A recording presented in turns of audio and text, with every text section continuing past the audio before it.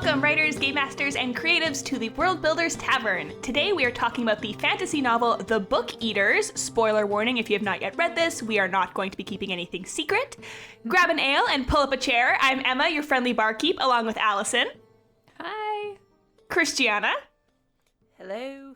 And our very special guest, the author of The Book Eaters herself, Sunyi Dean. Welcome, Sunyi. Hi, thank you for having me. Welcome. Hi. Yeah, we're so glad to have you. Yeah. Would you like to introduce yourself quickly for those listening? I'm Sunyi Dean. I'm the multi-award losing author of The Book Eaters. That was my debut, which came out in 2022, and I think it's the third book I'd written or something like that. And yeah, I was born in the States. I grew up in Hong Kong. I now live in the north of England. Wow, Lovely. That Also, is a I will great plug intro. Sunyi's podcast for her because I love it. It's called The Publishing Rodeo, and her and another author, Scott Drakeford, talk about publishing and all the things that publishing likes to keep secret. They are very open about, and I really appreciate that. Thank you. I think, yeah, we try and have conversations that authors have in bars or in private, just on a podcast. Mm-hmm. Oh, I love that. That's awesome. And Sunyi, I'm also going to ask you if you would give us the summary of the book. Normally I would do that, but since you're here and you know the book way better than we do, can you tell us and the listeners what The Book Eaters is about? I'm pretty bad at that, but I'll try. So I think I would usually say The Book Eaters is kind of a story in two parts. And in one sense, it is a story about people who eat books and the kind of society they construct from that, which is not as heavenly as it maybe sounds. And the other side of it is a story about basically a single mother whose son is a little bit different. He eats minds instead of books, and everything he eats becomes a part of him. So she has to hunt him good people to eat so that he doesn't become a bad person. And there's kind of that intersection between how books influence us socially and the things that Devon does as she becomes more and more of a monster to try and save her son from being a monster. Yeah, That is such a good summary. That's Yes. Yeah, I was gonna say that is I've been A+. working on it. Yeah. I loved how every chapter begins with a quote from another book. I really enjoyed that. It was very thematic. I was kind of code it to help readers. So I think the present day chapters are all quotes from Manny's Amarinder's book that he's writing about the book eaters, and then like the past tense is just like from a random, well, not random, fairy tales and stories. My pitch for it used to be two women Yeah, I ride love a that. train very slowly to Scotland, and my editor thought that sucked, so I've had to work on it. Darn those editors. I can say that because Darn I'm an them. editor. Yeah. We like to kick off our conversation with guests by doing sort of just a general question about world building. So can you tell us a little bit from what you remember? I know that often it was a very long time ago, so no pressure if you don't remember exactly how it all came to be. But can you tell us a little bit about your world building process for The Book Eaters, where the inspiration came from, that sort of thing? Yeah, so world building is a very fluid thing for me, I think. It changes depending on what I need the story to be, and initially, I think Book Eaters, it's a natural way of thinking about books. We talk about books like they're food, or I always have. And there are kind of creatures like there's a Japanese yokai that eats books. There's even a manga called The Book Eater. It's pretty good. I Ooh. recommend it if people like that kind of vibe. And I think when I was a kid, I used to watch this 90s cartoon called Gargoyles that had a sorcerer named Macbeth who would eat books of power to gain their Oh, I love It's gargoyles. so good. It was so classic and weird. It was properly weird. And I think that It's really so visceral image good. comes It's from so people, good. like Yeah. swallowing books whole. It just, I don't know. And it just, I think, had a lot of interesting discussion in it, and it was fun. And I guess the real issue of world building and Book Eaters is that it became very early on this pivot point for me where I had to think about how much of the world building I go into versus not. Because if you're writing more fantasy, just as like a market thing, fantasy readers like a lot of world building. We like to know details. We like to know all the colors of the dresses that they're wearing in every Wheel of Time novel. At least Robert Jordan thinks that. Yes.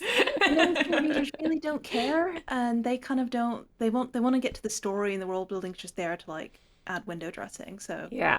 how much I focused on the Mm. world building and how much I went into it became a big thing in the book, I think, more than the world building itself.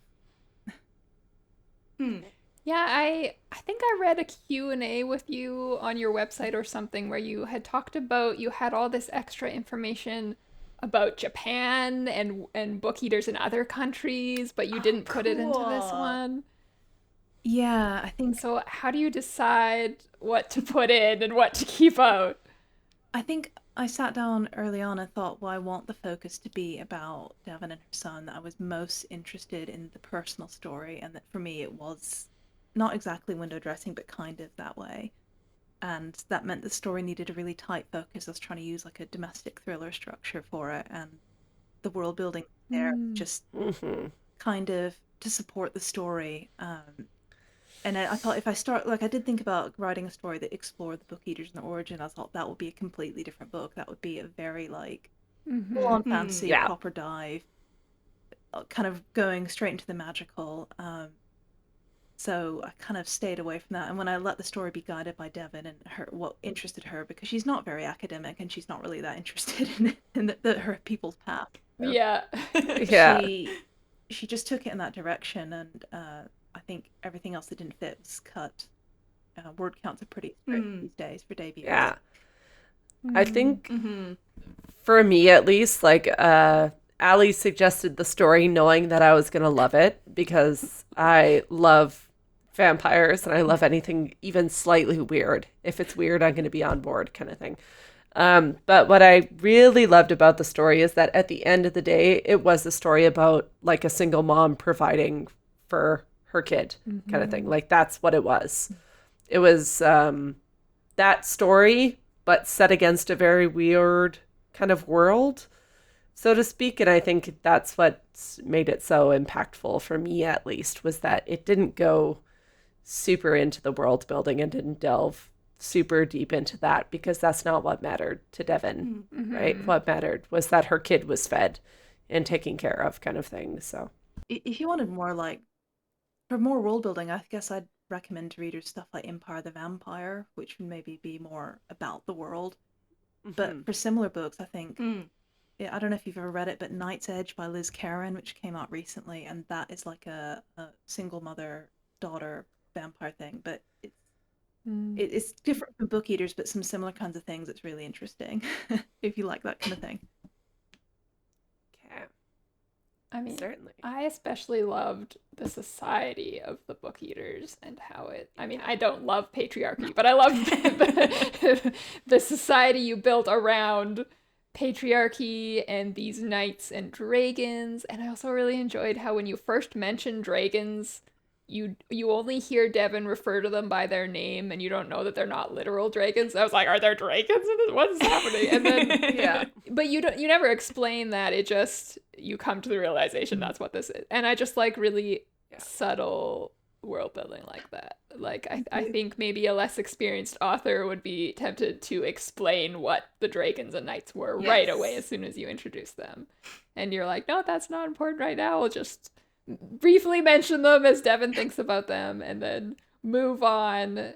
So I think that is really good advice for listening writers, just knowing when to info dump, I guess. Hmm. I think a lot of the books I read growing up were very like Gene Wolfe books that he just drops you into the story and there's no explanation. You sink or swim. So Mm-hmm. Yeah. I love that approach though. It really I I do enjoy it a too. lot. It makes a world feel lived in. Like, okay, I have to Mm-hmm. get my bearings because this is an actual place and not something that's just been created for me, sort of feeling, which is Mm-hmm. really nice. Yeah. I was just going to ask whether, if you can remember, or if it's a chicken and egg sort of situation, about whether kind of the plot came first. Like, did Devon come first, or did the world of the book eaters come first, or how did those two develop in your crafting process? so I'm not sure which exactly one was first, but there was the very first short story I ever wrote, which was sometime after I'd written my first novel. Actually, it might have been sometime after I'd written my second novel. I started to write short stories, and it was called oh shoot, what was it called? Deserted Lies the City, and it was like a post-apocalyptic biblical story about a woman and her half angel son, and they were traveling through all these destroyed towns. And every time her son throws a tantrum, he would like set the towns on fire, and they'd have to move on. Oh, And it was like it was okay, but it was. I mean, there's not a lot of interest in that kind of fiction, post-apocalyptic biblical fiction, and it had lots of issues. But later on, when I was starting to work on Book Eaters, I think the very first incarnation, it was more.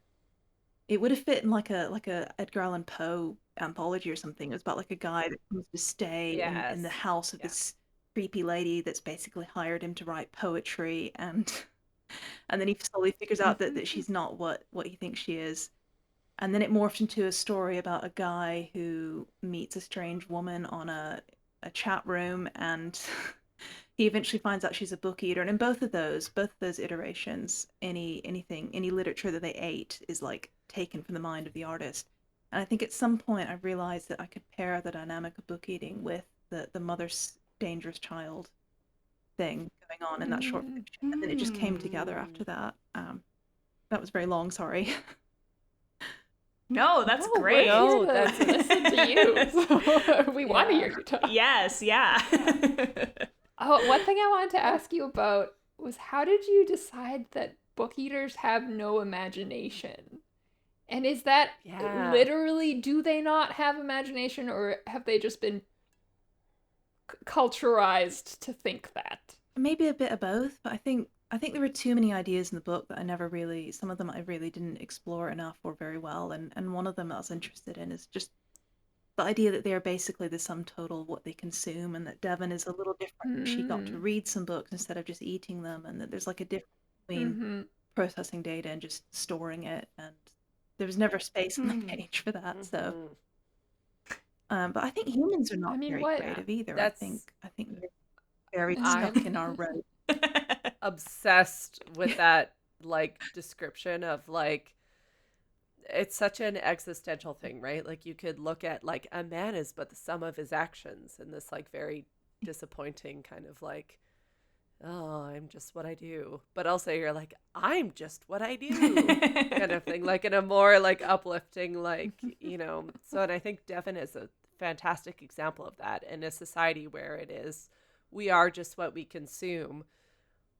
You could take that as like a very, I guess, like kind of like depressing and sad approach to existence, or you could take it as this very like uplifting and thrilling way of like, I'm just what I consume. I'm going to consume everything. I'm going to be everything, right? Like Yeah. that's at least kind of how I felt about Devon reading it, where it was very, forced to read just fairy tales and cautionary tales and all those unfortunately systemically appropriate stories for young girls kind of thing.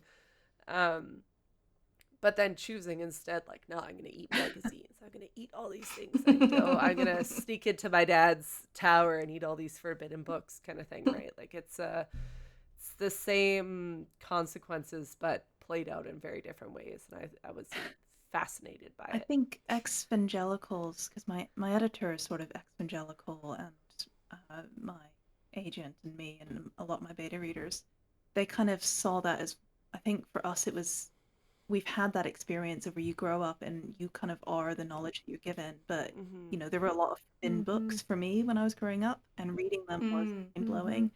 And when you realize that there are other people out there who live completely different lives and they think about the world in a different way, it's like you've seen a new universe for the first time.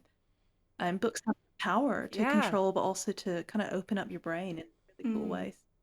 I really enjoyed the world building that put Devon into the really difficult position of, like you said in your summary, having to find good people to murder. Yeah. Because sometimes, Yeah. you see in some shows like Dexter, for example, where it's like, well, I have to kill, but I'm going to kill bad people, and then it's okay. But this is quite like she can't. Death She Note, has to yeah. kill good people, or her Yeah. son will become, like, because he becomes what he, in the same way he becomes what he consumes, but it's minds. And I just thought that was, like, a great way to add tension, and she clearly doesn't like this about herself, but she's going to do everything for her son, and like what a great way to illustrate that relationship. And also the wedge that it drives between them, like the fact that he never calls her mom, he only calls her Devon, because they do have to do these horrible things with each other and to each other and for each other. it's heartbreaking and also like great, like in the heartbreaking in the best way.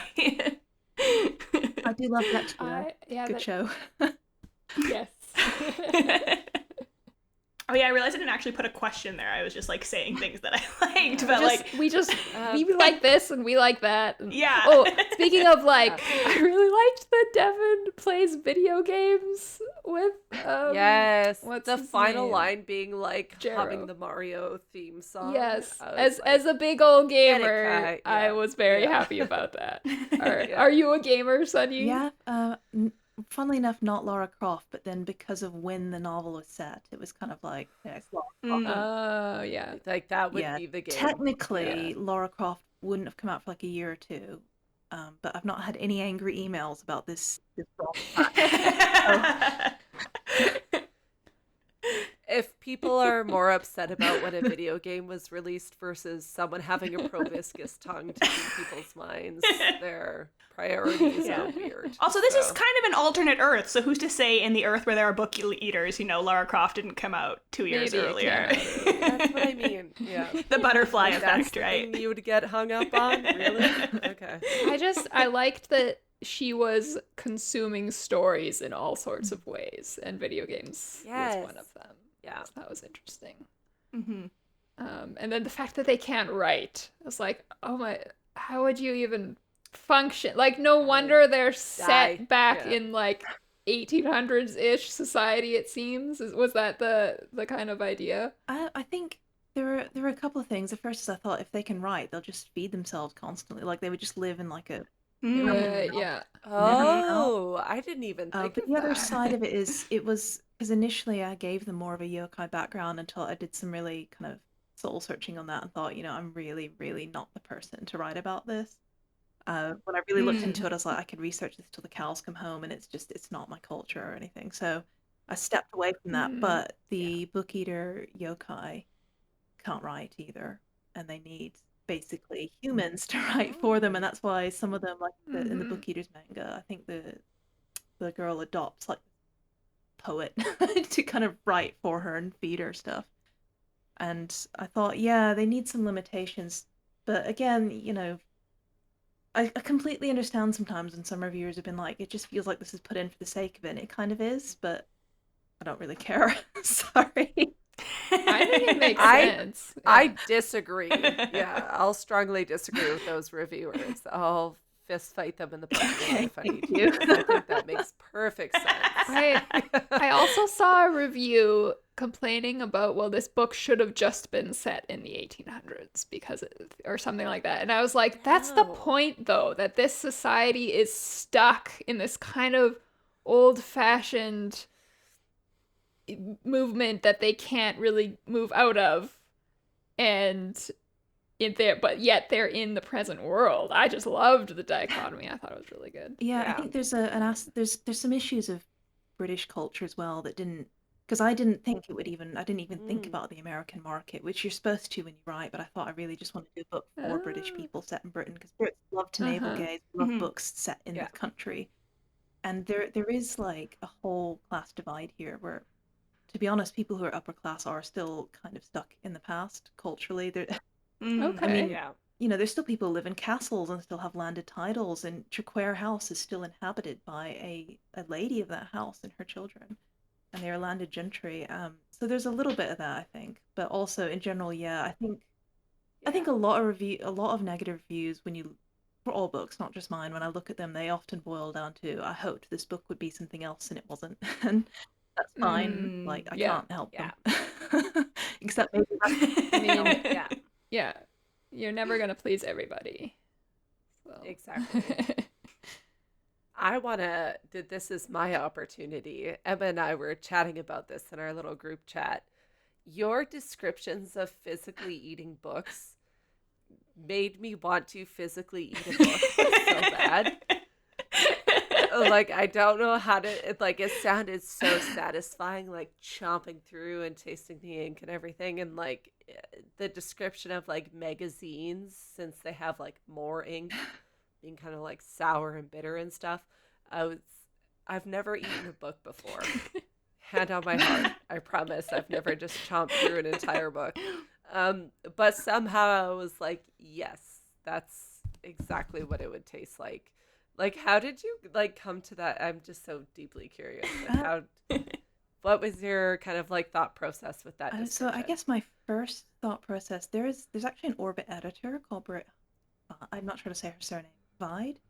And she's talked on Twitter before about basically she has a form of synesthesia where books have a taste to her.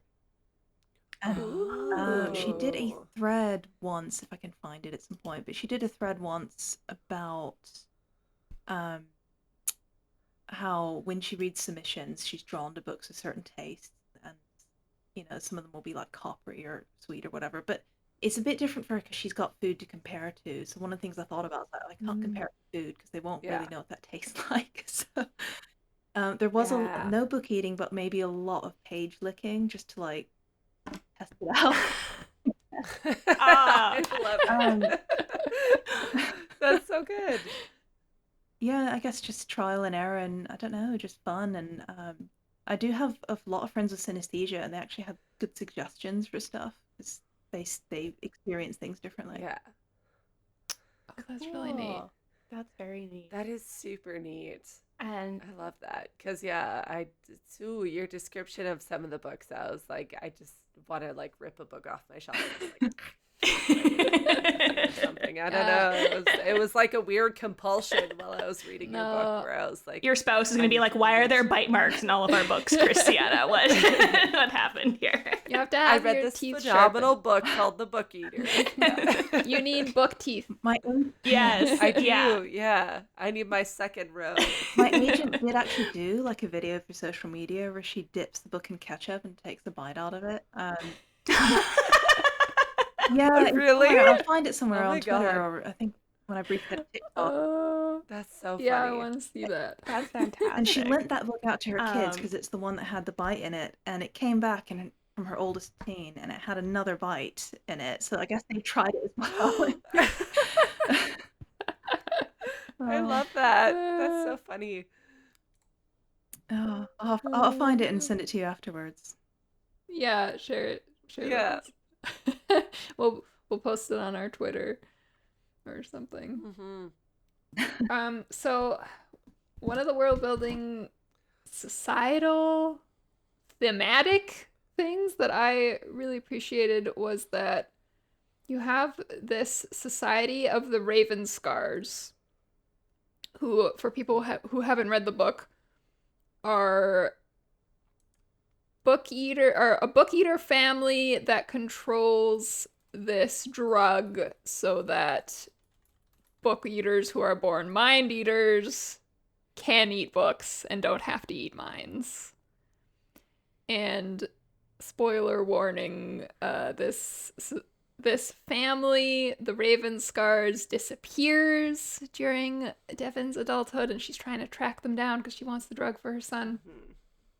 And when she finds them, she finds that they are a society of mind eaters instead of book eaters who just want to live. Yeah. But that their whole they wanted to create like a free new society, but their whole society is exactly the same as Devon's family.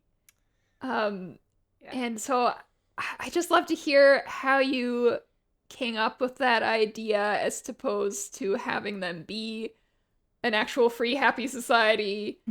And was that like part of the theme you were going through, or how did the creative process go there? I guess I was thinking about change being hard, that I think really struggle to be different from how they grew up.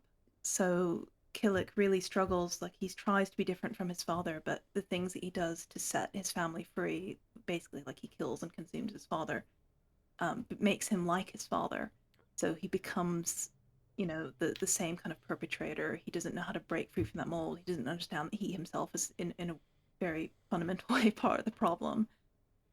He doesn't know how to recreate anything different. Yeah. And I think, I don't know, because in some ways I can be a little radical, I guess, with that side of feminism. I feel like you can't really fix patriarchy. You need something entirely different. That's just how I feel about it. So I Yeah. think Yep. Killick trying to fix it was never going to work. Rightfully so, I will say. Yeah. Yeah, I think Killick trying to fix it was never going to work, and that was what that was sort of about for me. And in the same way that I think for me, like, it's whatever the readers feel, but for me, Devon fails in her efforts to be different, to protect Kai from, she fails basically in her promise to him at the end. He does have to consume someone else, even though she tells him he won't. Mm-hmm. Becomes the thing she's trying to protect him from, despite everything she's sacrificed. And I think all of that's just tied up in change. Is very, very difficult and slow and often bloody. Do you have kids? Because this seems like the kind of novel that really comes from a parent's perspective. So I'm just kind of curious, but I also Oh no, it's recognize fine. that's a Yeah, I personal do have question. kids, and I think I've told the story in a couple different places, but I was kind of married with kids when I started writing it, and I wrote about this single mother, and then by the time I'd finished the book, I had moved out and become a single parent. So there was like Yeah. it did bleed into each other in a very weird, surreal way. Yeah. No, I could the you're so thoughtful about your writing and you're Thanks. so passionate and like it really like I don't have kids kind of thing, but you're so and wonderfully descriptive and also like I don't have kids, but I have nibblings. I have nieces and nephews kind of thing and like seeing some of the descriptions I was like I'm assuming this is a mom writing a mom Yeah. kind of thing. You know what I mean? Like I could kind of see it sometimes where I was like, oh, the only way this is so accurate and so like punches me right in the gut. Because Sometimes Devon's not a good person. because from experience. She does bad stuff, but all in the name I'll of defend Devon to the death. Yeah. Devon is a fantastic person. She's doing everything she I can think for she her has kid. become a bad What else person. can you more like? What more can you ask from I a think she mom? has become a kind of bad thing, person, so. but for me, I was interested in the process by which good people become kind of bad, and that's not to say she couldn't be Yeah. redeemed, but Yeah, exactly. and definitely it's not like a pro. I think I've seen that from some of the Illumicrate folk, like reviewers and stuff, where they were like, "Oh, this is a pro parenting book," and it's really not. Like if you read that book and you think, "Wow, this is a great picture of parenting," we have like really. No. I don't know about I was gonna say, yeah. No, I read that as a not parent and thought, Yeah. thank God I don't Oh, no, have I to tell I don't have to do be this. in that No, situation. I always tell people don't Yeah. have kids because if they want them, they'll have them anyway. And if they're not sure, then Exactly. Yeah. it's hard, and Yeah. it's a hard thing to do, and they're kind of for women, it will really limit you in life in some ways, and that's kind of worth knowing. Mm-hmm. Yeah. I thought it was a Yeah. really interesting take on we often see sort of love as a motivator, especially I think in fantasy and sci-fi. Like that's a big, there's often, the love conquers all, love is what will get us through, and it does. But then I like that this is kind of the darker side of love as a motivator of like, I think there's specifically a line that's like, this is what love will make you do, like that sort of thing, and seeing it as the, oh yeah, this can motivate you to do some evil stuff for people that you care about, which is a great turn of a trope, which is fantastic. Yeah, oh, it's the early scene where Devon has her daughter and then has to give her up. Oh my goodness, that was so hard to read, particularly because you can see it, at least I assume other people could see it coming, and Devon can't. She thinks she's gonna beat the society and be able to see her stay there with her daughter, and then they're like, no. Yeah. That ripped me up for sure. Yeah. In the best way. Yeah. I say rip me up in the best way. We love to be torn to shreds. We like to be tortured by stories. It's weird. And I mean, also later there was, even after being betrayed in that way, she still believes that, 10 years later, she's going to get to see her daughter. She's still, and it's, again, such a great look at sort of systems and how they get people to stay in bad systems or think, oh, well, it's going to change or it's going to be different for me. And the reality is, of course, that that's never really the case. you're never the exception. You're always the rule. Yeah. Kind of to some extent. Yeah. Yeah. Yeah. It's no, there's some I must applaud your world building. Just this it's great. And all of the I was so surprised when I came to the end and I realized that it was like a standalone novel because I was like, oh my goodness, there's so much to explore. There's not more. What? I think a lot of the world building comes from real life things. So, the UK is one of the few Western countries that has forced adoption as a rule of law, and it's a very cruel rule. And I've had friends who almost lost their children through that.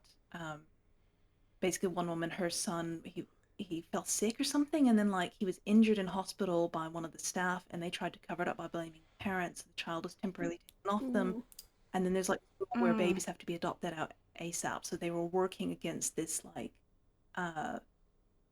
6-month clock to get their son back because once he's adopted, Wow. you can adopt a child if the state deems it's susceptible against the parents' will, and then it's irreversible. And it's like considered Wow. an inhuman law. It's left over from the Victorian era, but stuff like that exists in the UK, which is really scary. And I forget what I was going to say now. Yeah. Oh, Well, that impacted Laws. Yeah, world building from real life. Yeah. Yeah. Also, laws like that exist in Canada too. Like when it comes to Indigenous communities, there's a thing called the 60 Scoop. So, Canada committed genocide against Indigenous peoples and put them into residential schools and things like that. And the last one closed in 94. It's not even that long I think. ago. No. Same year I was born. Like, it's crazy. I think that's also part of why the story was like, hit me. It was like a gut punch sometimes in the most beautiful and fantastic way. So I was just going to answer the standalone thing very quickly and say I will admit I did think of writing a series because that's the norm for our genre. But when Tor acquired it, they felt that it would be better as a standalone for a lot of reasons, which in like a business sense they're doing me a favor, but it did catch me off guard a bit. So there were a lot of things like I didn't want a romance in it at all. I assumed if there's going to be one that would take up a whole other book, and instead that had to be thrown into book one, and a lot of other things wrapped up. So one day there might be a sequel, but yeah, that was the thinking behind. ooh, I would be first in line for that sequel, Sunny. Yeah. That would be. I mean, it definitely on works board. as a standalone. Like, it tells a complete story, and Yes. I do like that because it is often that you'll get a series, and sometimes it's nice to just read one book and have it be a contained story, which is. Yeah. But I do admit, I was like, oh man, I want more book eaters. I want more of these very cool creatures in society. Yeah. So yes, if you ever do put out another one, you'll have at least 3 readers immediately that will go out and get it. Immediately off the hop. Yeah. Another podcast spot. Yeah. Infinitely. I was scared that I'd get stuck like writing the Adventures of Devon and Hester urban fantasy series kind of thing forever. And I understand why they wanted to avoid that. And yeah, because mainstream readers, this is sort of a weird one. Mainstream readers don't really read series. Like they'll read crime readers do, but like people the average person reads 6 books a year or something if they're a reader. The 6 book a year crowd don't really do that. They'll pick up the first book of a series and not read the rest, or they'll just read standalones. So Yeah. I think Okay, I was going to ask what the publisher logic was, but it's because the Book Eaters is trying to reach that, or it succeeds at reaching that mainstream audience as well as the sci-fi and fantasy. Yeah, so Is that what they're aiming for the mainstream, kind of like more Neil Gaiman does mainstream as well, but also increasingly And Neil series have the midlist death spiral where every book has less readers, and that like that's just the thing. If half your readers in book 1 follow you to book 2, you're doing great. So you're guaranteed less readers every time, and if you can write standalones, you can get the same amount of readers every time if you pull it off. So it's interesting. Yeah. And you mentioned this was like your 3rd novel, roughly. Is that your 3rd published first published, novel? 3rd written. Yeah. Gotcha. Okay. So that's also, I feel like, another thing that happens. Also, for context for you, the 3 of us know each other because we used to run a publishing press and indie publishing press together. So I know that like first-time authors, when you're publishing, it's harder to sell a series versus a standalone, right? Because that publishing press is then taking a bet on 3 books from an author who hasn't sold before versus Yeah. 1 book kind of thing, which isn't always necessarily fair, but the margins, at least when we were doing an indie press, were I mean, mighty slim. Our experience is also as a So- small press. I don't know what it's Yeah, like a very working small for press, a so, giant yeah. like tour. Yeah. It's editor by editor. Yeah. I think. But that's Yeah, interesting. I think Cameron yeah. Hurley said she talked about Tor being like fiefdoms. I felt like that was accurate. If you have a good editor, it's good. If you don't, it's not great. And Oh, great. but I'm on a 3-book standalone contract, which is like a new thing that Tor seems to be doing. Oh, that's cool. So, Yeah. Oh, that's yeah, it's interesting. weird. It means it's abandoning the book a year model because standalones you're starting from scratch. You don't have the same word Yeah. Mm-hmm. count. Yeah, I don't know how it's working out for them, but they're still doing them. So there's like a few other people since me who've gotten this kind of contracts. I think they're liking it. Do Interesting. you like writing standalones? Is that Yeah, I was gonna You're- say, how do you like it? I mean, I'm slow anyway. So far, I've liked it. I think I'm not really an epic fantasy. I was kind of dreading doing a series, to be honest. So I think like when my editor first said Hmm. we don't Okay. envision Book Eaters as a series, and I think she's expecting pushback. I was like, great, you're abandoned. Perfect. I'm tired of it. Just tired of working on it. If I wrote another Book Eaters one, it would be standalone, same world, if that makes sense. Mhm. So, Yeah. Yeah. I didn't mind, but it is a lot of work. It's very daunting to throw everything out, start from Mhm. scratch, do the same again, but not too similar, but not too different. Yeah, build a new world. Yeah. Yeah. Hello, World Builders. Emma here. Did you know that the World Builders Tavern has a free Discord community for sci-fi and fantasy writers? Get encouragement for that novel you're working on, participate in the monthly flash fiction challenges, and, of course, geek out about world building. Follow the link in the show notes to join. Well, that seems like a great way to segue to our next segment, which is generally where we would do proprietor's pick and say, if you liked this, you might like this other thing. But instead, we're going to ask you if there's anything that you can tell us about what comes next. What's your next project? Is there anything you're working on? Is there anything you're excited to do? Of course, you can't. We know that there's Can't always privacy tell and us. stuff. Yeah. Yeah. So, but if there's anything that you can Yeah. tell us about kind of what comes next, we would love to hear it. Well, I've taken so long in book 2 that I'm now working on 2 books simultaneously, which is very smart and definitely not going to backfire. But yeah. Sounds really relaxing. Yeah. Yeah. So, actually, one of the books it's the second book I wrote, which I found an agent with, and we queried, and it died horribly on sub. And since then, like, I've written Book Eaters and then another book, and I've looked at it and gone, okay, I see everything that's wrong with it. So I've actually rewritten that and submitted it to Tor, and they had thoughts on it, but they did like it. And that one, I think you can, if you look at it, the query is on Query Shark somewhere. It's like number 307, but it's like a dream world book that's about a woman who she's about 25, she's depressed and she's suicidal, but the main character is actually her dream self in the dream world, and if this woman dies, her dream self will die, so the book is all about herself trying to kind of save her, and it gets very, very weird and strange, and there's like a Sumerian death goddess. And I'm looking at Christiana because I'm like, Yeah, oh my me too. goodness, Yeah, this, good. This sounds like this is Christiana's Christiana's jam. book. Yeah. Is that me as the main character? Yeah, no, that sounds so incredible. I love that. I'll put a link to it because I can't. Yeah, there's the Query Shark. I submitted that ages ago. Yes, I will. If you ever need a little tiny freak as a reader, I'm your little freak on call. So. And the other one I started writing and then took so long on, it's very different. It's like a historical fantasy, and it's set in Hong Kong, and it kind of goes between Kowloon Walled City in the 1960s and the outlying rural islands, the Ghost Islands, in the kind of during World War II. Because I think there's actually not a lot known about Hong Kong in that period in the West. So it is a ghost story and a kind of love story and a revenge story that spans a lot of decades. So I'm not explaining it very well. That sounds delightful. I feel like, yeah, that would get a lot of interest, I feel like, off of, again, me being a little weirdo, at least me saying, I think that would get a lot of interest. But yeah, you're right. Like that kind of like section of history is lost a lot, and people vaguely know of it, but not a lot, kind of thing. And I think that sounds fascinating. Yeah, it sounds like you really write books that toe the line of sci-fi, fantasy, and Actual what's the other word? Fiction? Yeah. The more broader audience really well. So if listeners are interested in writing that kind of balanced story, I would say check out Sunyi's writing, because it's a good masterclass in how to do that.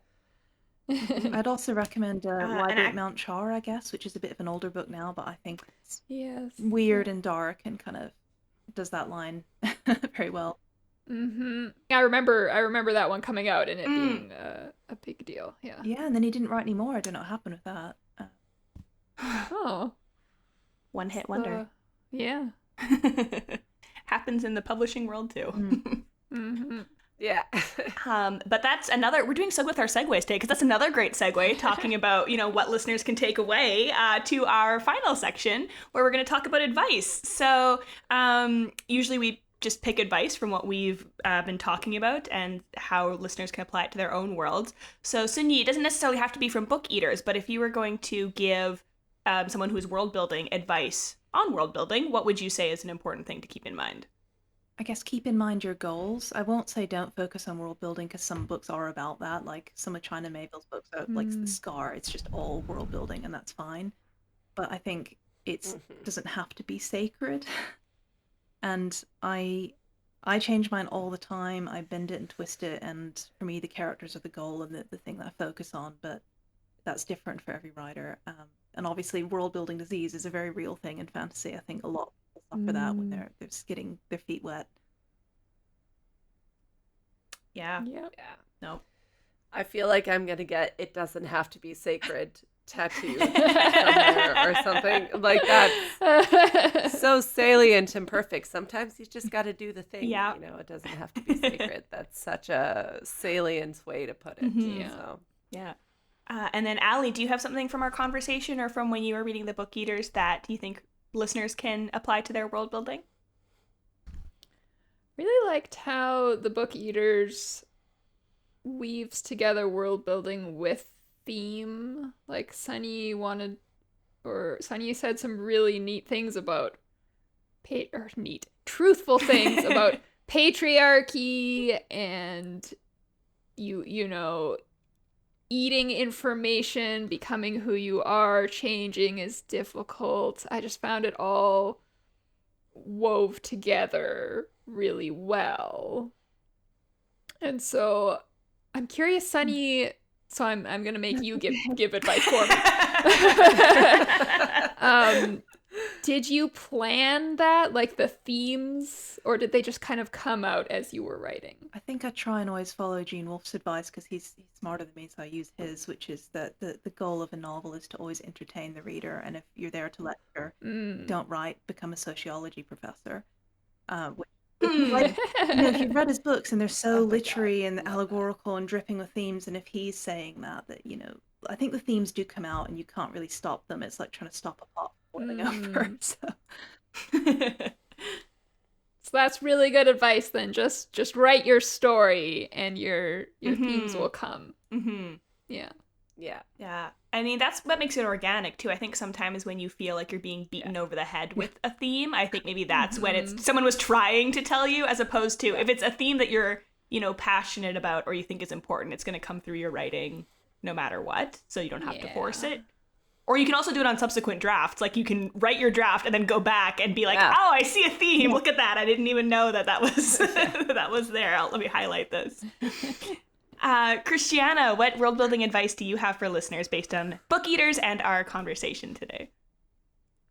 I think that sometimes you can transpose what is like realistically a very simple and emotional story onto a different world, right? Like the story of a mother providing for her child, that's existed since time immemorial.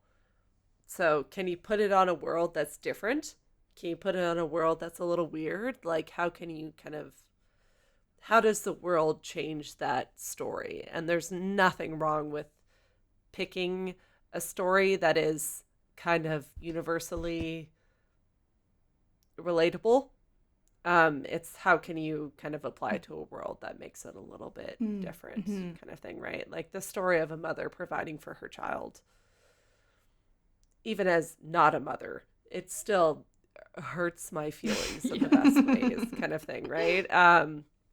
But how do you make it a little different? And what's different about Sunyi's phenomenal writing is the book eaters and that kind of society and that sort of thing. So it's okay to use tropes. It's just I love how do you tropes. apply it? Yeah. How do you apply it to kind of a different society, different world?